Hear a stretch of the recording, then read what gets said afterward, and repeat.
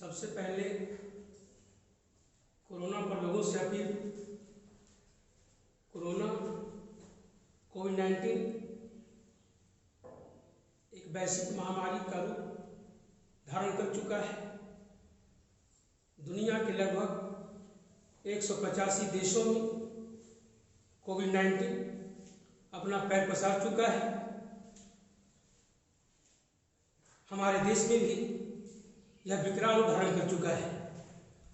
हमारे देश के प्रधानमंत्री माननीय नरेंद्र मोदी जी के द्वारा कोरोना पर नियंत्रण स्थापित करने के लिए जो मूल मंत्र दिए हैं, लॉकडाउन और सोशल डिस्टेंसिंग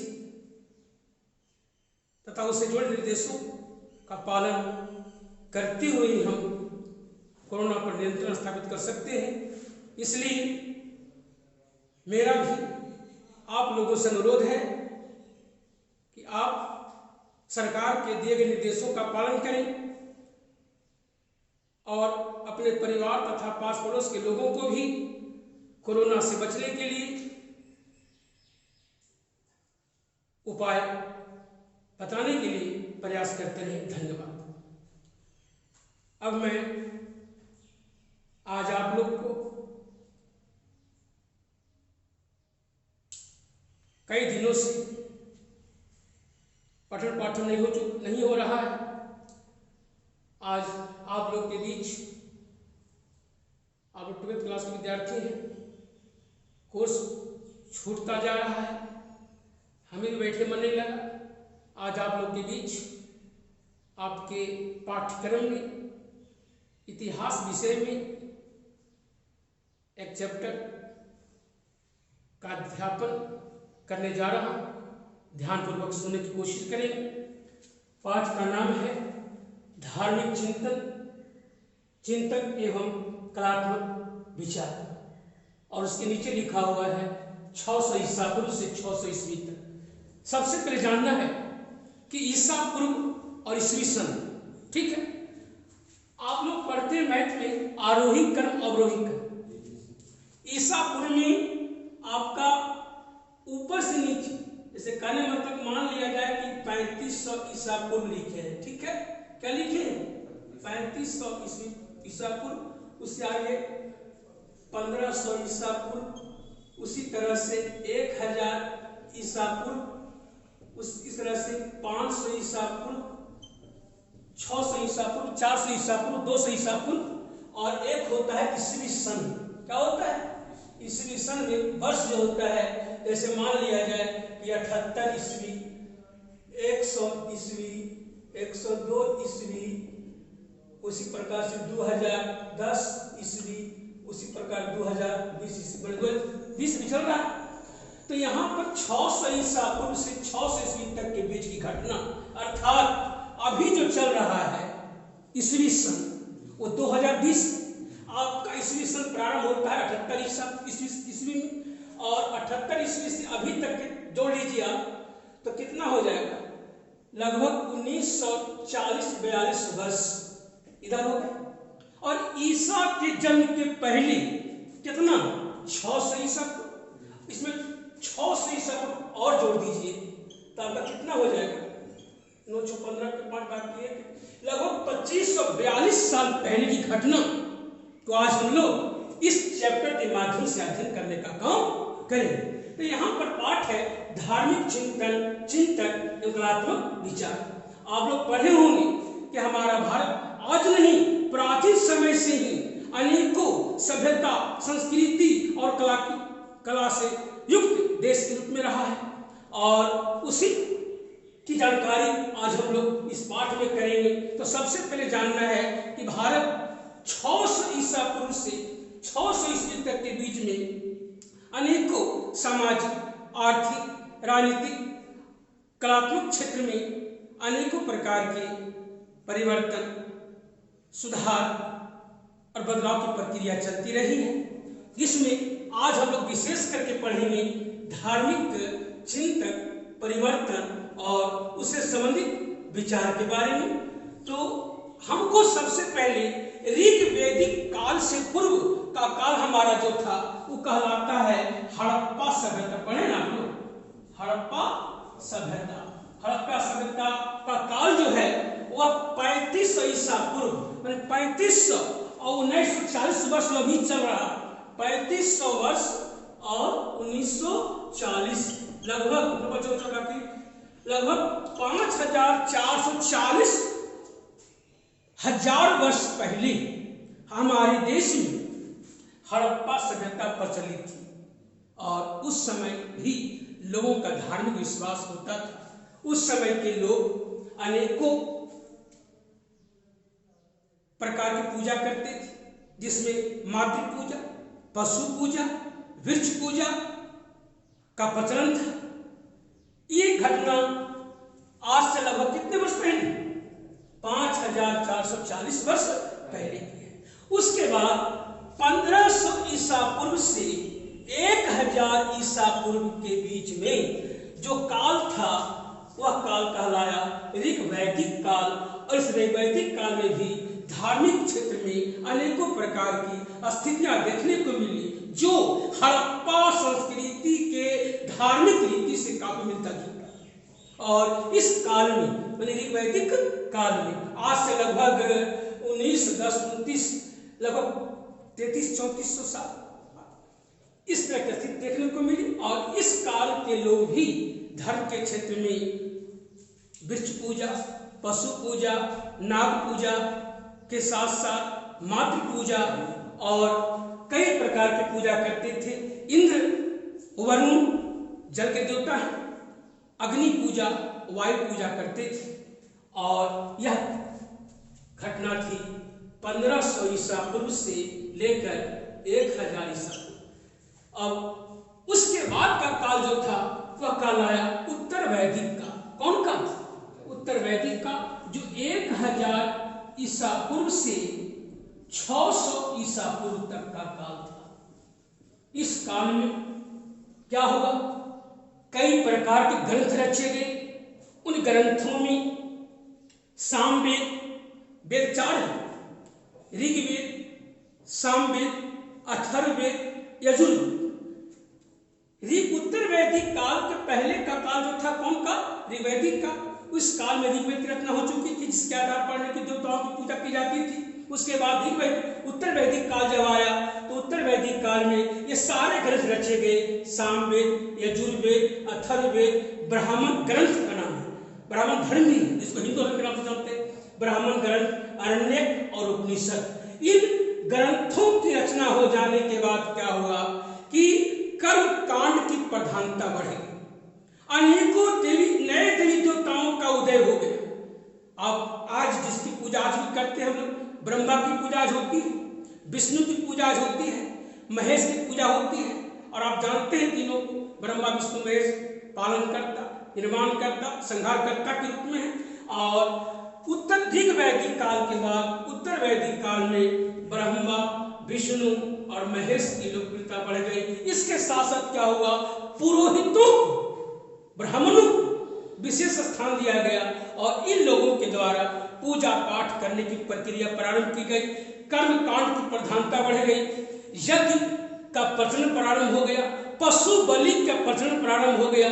जिसके कारण क्या हुआ कि ब्राह्मण धर्म में ब्राह्मण ग्रंथों के अनुसार पुरोहितों का स्थान बढ़ जाने के कारण कर्म कांड की प्रधानता भी बढ़ गई थी। इसके कारण समाज के कुछ ऐसे लोग भी थे जो आर्थिक दृष्टि से कमजोर नहीं थे, जिसके कारण वैसे लोगों को कर्म कांडों को करने और करवाने में काफी दिक्कत का सामना करना पड़ता था। और इस परिस्थिति में उस वैसे लोग उस कर्म को करने में सक्षम नहीं होते थे। समाज के कुलीन वर्ग के लोग, क्षत्रिय वर्ग के लोग ही इस काम को सफलतापूर्वक कर पाते थे। और समाज के जो कमजोर वर्ग के लोग थे, खास करके शूद्र वर्ग के लोग, वो इस तरह की पूजा से वंचित हो जाते थे। तो आगे चल करके इसी वैदिक काल में इन ग्रंथों के अतिरिक्त ब्राह्मण ग्रंथ, अरण्य और उपनिषद ग्रंथों का भी रचना किया गया। और ब्राह्मण ग्रंथ में बता दिया हमने कि ब्राह्मण ग्रंथ के अनुसार क्या हुआ कि पूजा प्रथा की प्रचलन तीव्र गति से व्यापक हो गया। कर्मकांड फैल गए, पंडितों को स्थान दिया गया, बिना ब्राह्मण को दक्षिणा दिए पूजा सफल नहीं होता था। आज भी हम लोग उसको देखने को मिलता है, करते नहीं, कराते नहीं। उसके बाद यज्ञ और पशु बलि की प्रक्रिया बहुत अधिक बढ़ गई थी। आगे चल करके जब अरण्यक और उपनिषद की रचना की गई, ये भी ग्रंथ, तो इससे क्या होगा कि ब्राह्मण ग्रंथ से अलग है, ब्राह्मण ग्रंथ से भिन्न उपनिषद और अरण्यक ने क्या किया कि इन ग्रंथों के माध्यम से समाज के वैसे लोग जो धार्मिक विचारों से, अपने नीतियों से, अपने सिद्धांतों से लोगों को प्रभावित करने का काम किया और उपदेश दिया कि कर्म कांड की अपेक्षा लोग अंतः मन से, अंतः भावनाओं से धर्म के प्रति आस्था रखें, अपने आत्मीय ज्ञान से, कर्म से ही लोग ऐसे काम को करें जिससे उसको सांसारिक सुख मिल सकता है। इस तरह की भावनाओं को फैलाने का काम अरण्यक के द्वारा और उपनिषद के द्वारा किया गया, जिसके कारण क्या होगा कि समाज के बहुत से लोग ब्राह्मण धर्म को छोड़ करके क्या हुआ, साधु महात्मा के जो प्रवचन दिए जाते थे उसके आधार पर उन कर्म कांडों को करना प्रारंभ कर दिया, जिससे क्या हुआ, आर्थिक बचत हुई और कर्म कांडों को करने की सुविधा भी मिली। तो ये था ऋग्वैदिक काल में इस तरह की प्रवृत्ति, जिसके कारण क्या हुआ कि कर्म कांड को लेकर के जो प्रचलित था और अरण्यक और उपनिषद के द्वारा जो आत्मज्ञान का भाव लोगों को बीच देने का काम किया जाता था, इसको लेकर के उन दोनों के बीच समाज में क्या हुआ, विवाद पैदा हुआ। किस बात को लेकर के, धर्म के लेकर। एक तरफ कर्मकांड और एक तरफ संदेश, अपने बातों से कैसे प्रवचन साधु महात्मा देता है, उसके माध्यम से लोगों को जो बताने का काम किया जाता था, इसको लेकर के आपस में तनाव पैदा हो गया और आगे चलकर क्या हुआ कि धर्म के क्षेत्र में आंदोलन प्रारंभ हुए और उस धर्म आंदोलन के लिए कई कारण देखने को मिले। कारण क्या था, पहला जटिल वर्ण व्यवस्था। वर्ण व्यवस्था क्या है, प्राचीन समाज में जो समाज था वह 4 वर्गों में विभाजित था, ब्राह्मण, क्षत्रिय, शूद्र और वैश्य। ब्राह्मण का काम होता था पूजा पाठ कराना, शूद्र का काम होता, क्षत्रिय का काम होता था शासन चलाना, वैश्य का काम व्यापार करना और शूद्र का काम होता था लोगों की सेवा करना। तो सबसे नीचा काम, छोटा काम जो होता था, जो समाज के सेवक होते थे वो शूद्र कहलाते। तो शूद्र की स्थिति काफी कमजोर होती थी और वैसे लोगों को धर्म के क्षेत्र में भी काफी अलग रखा जाता था। पुरोहित वर्ग को सटना मना होता था, पूजा पाठ जहां होती थी, जो सार्वजनिक स्थल पूजा का होता था, वहां पर उन लोगों को जाने की मनाही होती थी, जिसके कारण क्या हुआ कि आपस में तनाव पैदा हो और यह व्यवस्था, वर्ण व्यवस्था जो थी जटिल हो गई, एक दूसरे के बीच मतभेद पैदा होना शुरू हो गया और जिसके कारण क्या हुआ कि समाज के बहुत से लोग ब्राह्मण धर्म को त्याग करके, कर्मकांड को त्याग करके उपनिषद और अरण्यक के द्वारा जो दिए गए उपदेश थे, उन उपदेशों के आधार पर लोग धर्म के क्षेत्र में अपनी भावनाओं को जगाने का काम आत्मज्ञान की मदद से करना प्रारंभ कर दिया। दूसरा कारण था धार्मिक असंतोष। अभी पहले कह चुके हैं कि ब्राह्मण ग्रंथ का विकास हो जाने के कारण समाज में पुरोहितों का स्थान काफी बढ़ गया था और यही बताया है कि बिना पुरोहित के कर्मकांड सफल नहीं माना जाता। आज भी हमारे समाज में परंपरा चल रही। तो उस समय क्या था कि कर्मकांड की प्रधानता बढ़ जाने के कारण, पुरोहितों का स्थान समाज में अधिक हो जाने के कारण पुरोहित के बिना कोई काम सफल नहीं होता था, जिसके कारण क्या हुआ कि इस वर्ण व्यवस्था के बीच जितने समाज में सब लोग रहते थे, उन समुदायों के बीच, लोगों के बीच तनाव पैदा होने लगा, जिसके कारण समाज में धार्मिक असंतोष की भावना उत्पन्न होने, जो आगे चलकर के क्या हो गया, धर्म सुधार आंदोलन को लाने में सहायक हो गया। उसके बाद क्या हुआ, नवीन धार्मिक विचारधारा। नवीन धार्मिक विचारधारा का उदय कब हुआ? आप जैन धर्म पढ़ते हैं, गौतम बुद्ध के बारे में पढ़ रहे हैं, जैन धर्म के बारे में पढ़ रहे हैं, जैन धर्म के प्रवर्तक भगवान महावीर थे, बौद्ध धर्म के प्रवर्तक गौतम बुद्ध थे।